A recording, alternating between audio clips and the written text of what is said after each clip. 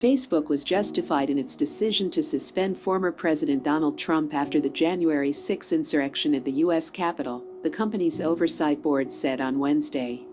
That means the company does not have to reinstate Trump's access to Facebook and Instagram immediately. But the panel said the company was wrong to impose an indefinite ban, and said Facebook has 6 months to either restore Trump's account, make his suspension permanent, or suspend him for a specific period of time. Facebook indefinitely suspended Trump's accounts in January after a mob of his supporters stormed the U.S. Capitol, saying he used his account to incite violent insurrection. Other social networks also kicked off the then-president, with Twitter going as far as banning Trump for good. Facebook, following the ruling, will now determine an action that is clear and proportionate, Vice President of Global Affairs and Communications Nick Clegg said in a statement. Until then, he said, Trump's accounts will remain suspended. The decision is the most high-profile and high-stakes case the panel, made up of outside experts, has weighed in its short existence.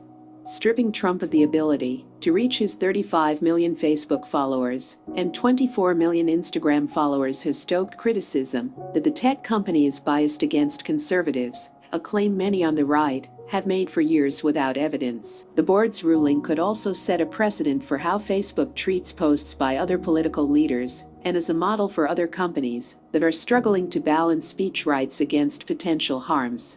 Facebook CEO Mark Zuckerberg has long said the company should not be the arbiter of truth, and has argued for a hands-off approach to political speech in particular, saying it's already highly scrutinized. The social network's moves to ban Trump in the wake of January 6 immediately caused an uproar and added fuel to a raging debate over whether tech companies should determine who gets a voice online. Republican politicians and right-wing commentators said it was evidence of Silicon Valley's alleged anti-conservative bias. A spokesman for German Chancellor Angela Merkel said she found Twitter's ban problematic because she believes the right to freedom of opinion is of fundamental importance. But others say Facebook's ban was overdue. They argued the company had given Trump too much leeway to break its rules because of its lenient stance on political speech and posts it deemed newsworthy, and therefore kept up, even if they violated Facebook's policies. Zuckerberg said at the time of the suspension in January that he believed the risks of allowing Trump to keep using the platform was simply too great.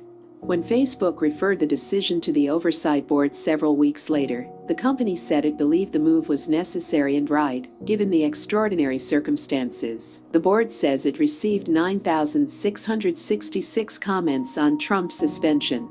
Many researchers and civil rights groups said Facebook was right to ban Trump because of his efforts to undermine the election and encourage violence. A submission from Republican lawmakers accused Facebook of bias against conservatives. The board also received a user statement on behalf of Trump as part of its deliberations.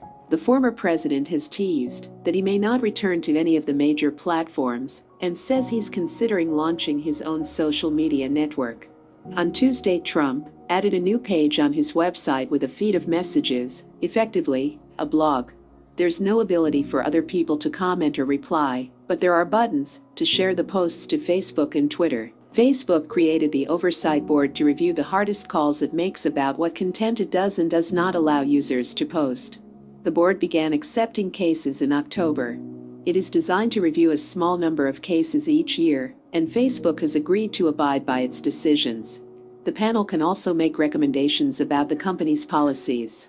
The panel, which is funded by Facebook through a $130 million independent trust, is currently made up of 20 experts from around the world, ranging from specialists in law and human rights, a Nobel Peace Laureate from Yemen, the vice president of the Libertarian Cato Institute, the former prime minister of Denmark, and several journalists. That is the news about Donald Trump and Facebook. Thanks for watching. Don't forget to subscribe to our channel to get new updates daily. That is the news about Donald Trump and Facebook. Thanks for watching. Don't forget to subscribe to our channel to get new updates daily. See you soon in the next video.